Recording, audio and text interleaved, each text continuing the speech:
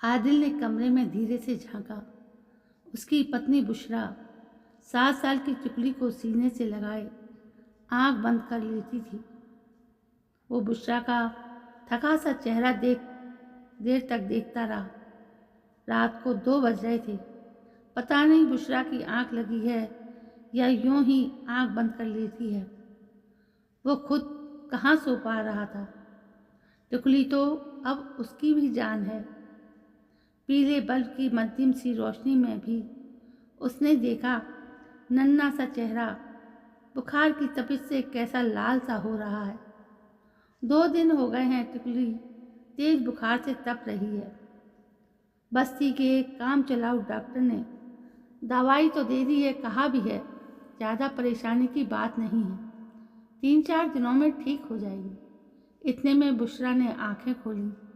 देखा आदिल गुमसुम खड़ा पता नहीं क्या सोच रहा है। उसने चुकली को अपने सीने से धीरे से हटाया। उठकर बाहर आई। आदिल ने पूछा, बुखार कम लग रहा है? हाँ, थोड़ी तपिश कम है, पर अभी भी पहले तो बदन जैसे जल रहा था। हाय, पता नहीं कब पहले की तरह चहकेगी भी या नहीं। आदिल, कहीं नन्हे से दिल को सब बताकर हमसे गलती तो नहीं हुई? नहीं बुशरा, कोई और बताए इससे अच्छा था कि हम ही साफ साफ बता दें। दूसरे धर्म की बच्ची को पाल पोस रहे हैं, कुछ भी हो सकता था। कभी भी किसी परेशानी में पड़ सकते थे। टिकली अभी तक बुशरा के सीने से लगी सोई हुई थी। बुशरा का उठकर जाना उसने महसूस किया। जरा सा हिली डुली तो बुशरा फिर उसे अपने से लिपटा कर लेट गई। आदिल भी नीचे बिछे बिस्तर पर लेट गया। बुशरा की आंखों में दूर दूर तक नींद नहीं थी। टिकली के मुंह से जैसे ही निकला माँ पानी, बुशरा को लगा जैसे उसके बदन में किसी ने जान फूंक दी हो। हाँ हाँ मेरी बच्ची, ले कहकर पास रखा गिलास उसके मुंह से लगा दिया। टिकली ने जब भी उसकी उंगली पकड़ रखी थी, 2 दिनों बाद अपने आप पानी मांगा था, उसने पूरा गिलास पानी पी लिया। बुशरा ने पूछा, ठीक लग रहा है, कुछ खाएगी? ना में सिर हिलाकर टिकलू फिर उससे चिपट कर फिर उसके माथे पर हाथ रख कर पूछा, माँ आपकी टुकली कहाँ गई? बुशरा मुस्कुरा दी। उसे सीने से भींच लिया। ये रही मेरी टुकली, टुकली लगाओ ना माँ। हाँ ये ले, कहती हुई उसने अपने तकिए पर लगी बिंदी उठाकर अपने माथे पर लगा ली। टिकली ने बिंदी को सीधा किया, फिर निढाल लेट गई। अब तक आदिल भी टिकली की आवाज़ सुनकर आ गया था। कैसी है हमारी बिटिया? टिकली कुछ बोली नहीं, बस आंखें बंद किए लेटी रही। बुशरा ने कहा, कमज़ोरी बहुत होगी। फिर छूकर दोबारा देखा, अभी तो बुखार तेज ही लग रहा है, सुबह तक उतरना चाहिए। हाँ तुम अब थोड़ा सो लो, ठीक हो जाएगी। आदिल फिर लेट गया। बुशरा को अभी टुकली का बिंदी ठीक करना याद आ गया। इसे अपनी माँ की याद आती होगी। 7 साल की है तो क्या हुआ, कुछ तो याद होगा ही। इसे सब सच बताकर कोई गलती तो नहीं हुई। जब से सब बताया है तभी से बुखार में पड़ी है। टुकली को देखते देखते उसके सामने अर्शी का चेहरा घूम गया। आंखों से आंसुओं की झड़ी सी लग गई। रोते रोते अचानक हिचकियां बंद गई। टिकली की नींद खुल गई। छोटे छोटे गर्म हाथ बुशरा के गाल पर रख दिए। माँ अर्शी याद आ गई? बुशरा ने हाँ में सिर हिला दिया। तुरंत अपने आंसू पोंछे पूछा, थोड़ा दूध पिएगी? टिकली ने कहा हाँ। मैं सिर हिलाया तो बुशरा ने तुरंत बिस्तर छोड़ा और उसके लिए दूध ले आई। फिर दोनों चुपचाप एक दूसरे से लिपटी लेट गई। टिकली फिर सो गई। बुशरा को लगा पानी भी खुद मांग कर पिया है, थोड़ा दूध भी लिया, शायद टुकली को अब थोड़ा आराम हो रहा है। अर्शी भी जब जब बीमार हुई ऐसे ही थोड़ा थोड़ा खाना पीना शुरू करती तो बुशरा समझ जाती थी कि अर्शी ठीक हो रही है। बुशरा के कलेजे में अपनी बेटी को याद कर फिर एक फूंक सी उठी।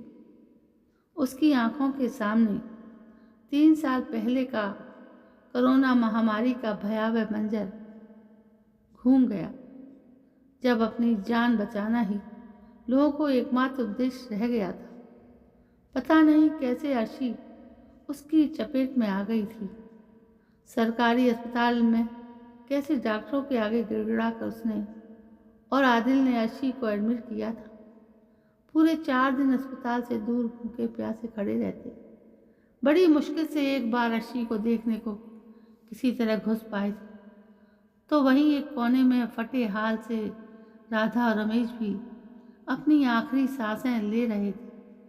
राधा समझ गई थी कि अर्शी के माता पिता बाहर ही खड़े रहते हैं। बड़ी मुश्किल से उसकी बुशरा से थोड़ी बातचीत भी हुई थी। ये समय ऐसा था कि अपने भी अपने नहीं रहे थे, या कह सकते हैं कि रह नहीं पा रहे थे। अपनों के लिए भी कोई कुछ चाहते हुए भी नहीं कर पा रहा था।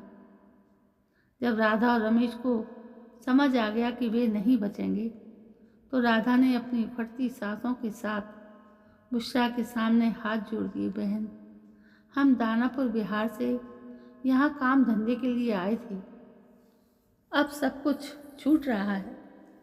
मेरी 4 साल की चुकली कमरे में अकेली है, भूखी प्यासी। पता नहीं कोई उसे खाना भी दे रहा होगा या नहीं। उसे तुम अपने पास रख लोगी? कहकर राधा ने अपने कमरे की चाबी बुशरा को सौंप दी। आपके कोई रिश्तेदार? नहीं, टिकलू के पिताजी अनाथालय में पले हैं। मेरे मायके में भी कोई इसे देखने वाला नहीं बचा। ये महामारी सबको ले गई।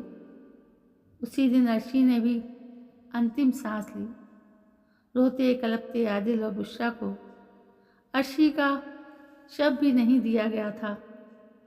ये ऐसा भयानक समय था कि किसी को ये देखने की फुर्सत नहीं थी कि कौन मर रहा है, कौन घर जा रहा है।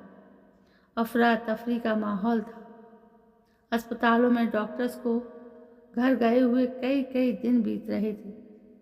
रात दिन बस एम्बुलेंस की आवाज़ सुनाई देती। सूनी सड़कें, हर तरफ मौत की चुप्पी। इंसान घर से निकलते हुए डरता था, कहीं मौत घात लगाए ना बैठी हो। ऐसी बीमारी कभी किसी ने देखी नहीं थी। ऐसे में अर्शी का दिल ही दिल में मातम मनाते आदिल और बुशरा सीधे राधा के कमरे पर पहुंचे। वहाँ आसपास के किसी घर से कोई टिकली को खाना पीना दे जाता था। जैसे ही बुशरा ने अकेली रह रही डरी सहमी टिकली को देखा, वो उसे सीने से लगाकर रो पड़ी। उससे कहा, बेटा, तुम्हारी माँ ने हमें भेजा है। तुम्हारे माँ बाबा दोनों भी बहुत बीमार हैं। उन्हें ठीक होने में कुछ समय लगेगा। तब तक तुम हमारे साथ रहोगी। ये कहकर उसने आदिल को इशारा किया और आदिल ने स्नेह से उसके सिर पर अपना हाथ रख दिया था। अब टिकली हमारे साथ रहेगी। इस समय लोगों के पास दूसरों के घरों में जिंदगी में ताक झांक करने का समय नहीं था। बुशरा पर जोर देंगे, उसे अच्छा इंसान बनाएंगे, उसे पढ़ा लिखा कर उसके पैरों पर खड़ा कर देंगे। हम उसे किसी भी धर्म की बातों में फंसने ही नहीं देंगे। इस महामारी में कौन सा धर्म किसके काम आया है? हिंदू, मुसलमान, ईसाई सब तो चले गए। किसी को कौन बचा पाया? हर धर्म का इंसान तड़पता चला गया। लाशों तक का तो कोई ठिकाना ना रहा। सच पूछो आदिल, मैं तो जैसे अब नास्तिक सी होती जा रही हूँ। बस अपनी अर्शी जैसी चुकली को अब डॉक्टर ही बनाना है, चाहे इसके लिए रात दिन मेहनत करनी पड़े। और अब 2 दिनों पहले ही बुशरा और आदिल ने आपस में बात की थी। आदिल ने कहा था, बुशरा, टुकली को अब बता दो कि उसके माता पिता नहीं रहे। थोड़ी और बड़ी हो गई तो फिर से नई बातों से घबरा न जाए। अभी तो एडजस्ट कर भी लेगी। हमसे थोड़ी मिलजुल गई है। ईमानदारी से अब उसे समझा देती। बुशरा ने भी अपनी सहमति दे दी। दोनों ने उस दिन टिकली को बता दिया था कि उसके माता पिता नहीं बचे, अब वो हमेशा उनके साथ ही रहे। टिकली चुपचाप बैठी रही, फिर रोती और रोते रोते उसे बुखार चढ़ता चला जाता था। 7 साल की बच्ची के लिए ये सब अब सहन कैसे होगा? वो ठीक होकर क्या कहेगी? उनके साथ खुशी खुशी रह लेगी या दुखी होकर मजबूरी में रहेगी? क्या उसे इतने दिन में हमसे प्यार नहीं हो गया होगा? अर्शी और टिकली में कोई फ़र्क तो हमने कभी समझा नहीं। आदिल और बुशरा के मन में बस यही सब चलता रहा। बुशरा ने एक ठंडी सी सांस भरी तो टिकली जाग गई। उसकी हथेलियां बुशरा की गर्दन पर टिकी थी। हथेलियां कुछ भीगी सी लगी तो बुशरा चौंकी। शायद टिकली को बुखार टूटा था, पसीना आ रहा था। वो उठकर बैठ गई। टिकली का माथा छुआ, पसीने से तर था। उसने फौरन आदिल को आवाज़ दी, आदिल देखो तो, टिकली का बुखार उतर रहा है। शायद आदिल उठकर आया, थर्मामीटर टिकलू की बाहों में रखा। बुशरा ने अपनी आंखें पोंछी, जिसमें अर्शी की याद में एक बार फिर नमी उतर आई थी। ऐसे ही तो बीमारी में अर्शी उसके साथ लिपटी रहती थी। टिकली कभी आदिल को देख रही थी, कभी बुशरा से कुछ बोली नहीं। तो बुशरा ने पूछा, क्या हुआ टिकली? तो मेरे मम्मी पापा मर गए, अब कभी नहीं आएंगे। वे नहीं आएंगे, पर हम हैं ना, तो अब हमेशा मेरे पास रहेगी। बुशरा और आदिल का दिल जोर से धड़क रहा था। अब पता नहीं टिकली क्या सोच रही होगी, कहीं शोर सा ना मचा दे। आसपास वाले तो उसे ऊन की बेटी भी समझते थे, कहीं वे किसी बड़ी मुसीबत में न फंस जाए। दोनों मन ही मन बहुत डर रहे थे। टिकली की एक हरकत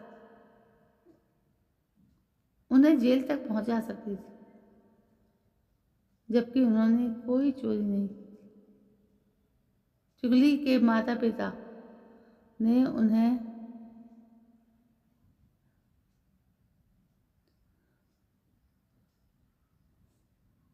टिकली सौंपी थी, पर उनके पास इस बात का कोई सबूत तो था नहीं। दोनों की निगाहें टिकली पर टिकी थीं। कमज़ोर सी आवाज़ में टिकली ने कहा, पिताजी थर्मामीटर देखो ना, कितनी देर हो गई। अरे वाह, बुखार तो बहुत कम हो गया। थर्मामीटर देखते ही आदिल ने खुश होते हुए कहा, चलो अब टिकली को कुछ खिलाओ बुशरा, उसने कब से कुछ नहीं खाया है। बुशरा ने फौरन उसके लिए पतली पतली खिचड़ी चढ़ा दी। जब तक खिचड़ी बनी उसे अपने हाथों से सेब काट कर खिलाती रही। फिर खिचड़ी अपने हाथों से खिलाई। धीरे धीरे टिकली ठीक हो रही थी। आदिल ने इसने काम पर जाना शुरू कर दिया था और बुशरा सभी टिकली की देखभाल के लिए घर पर ही।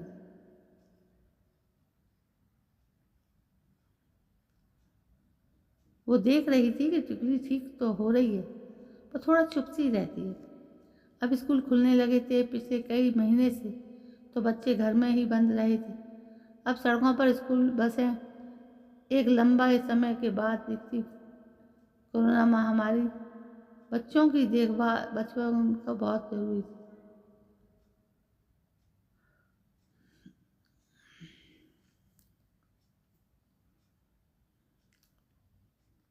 समय को खा रही थी। अभी टिकली का एडमिशन करवाना था, उसमें कोई अड़चन ना आ जाए, ये चिंता भी थी। इन सब से अलग टिकली का थोड़ा चुप रह जाना दोनों को अखर रहा था। वे दोनों अपनी तरफ से टिकली को संभालने के लिए समय दे रहे थे। एक दिन बुशरा ने टिकली को अपने पास लेटा लिया, प्यार से पूछा, टिकली क्या सोचती रहती है, अब तो ठीक हो गई है ना, अब स्कूल जाना है। टिकली बुशरा को देखती रही, फिर पूछी, माँ आप लोग तो मन नहीं जाओगे ना? क्या? बुशरा हैरान सी उठकर बैठ गई। माँ मुझे आजकल बहुत डर लगता है। ओह मेरी बच्ची, क्या क्या सोचती रहती है। अरे हम कहीं नहीं जा रहे हैं, अभी तुझे बहुत पढ़ाना लिखाना है। हाँ, और मुझे डॉक्टर भी बनना है ना, कहते हुए चुगली जोश से भर गई और बैठ गई। तकिए पर लगी बुशरा की बिंदी को ठीक करते हुए उससे लिपट गई। कुछ दिनों से घर में पसरा सन्नाटा दुम दबाकर कहीं भाग गया था, तो सारा जीवन सामान्य सा होने लगा था और सब खुश थे। उसको एक परिवार मिल गया, वरना कोरोना में जाने कितने परिवार उजड़ गए, जाने कितने बच्चे अनाथ हो गए, जाने कौन कहाँ से कितने कितने लोग थे, सब चले गए कोरोना में, पूरा पूरा परिवार खाली हो गया।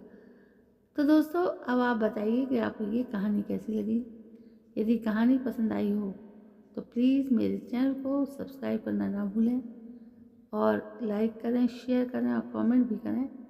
कल मैं फिर हाजिर होती हूँ एक नई कहानी को लेकर। तब तक के लिए जय हिंद, वंदे मातरम।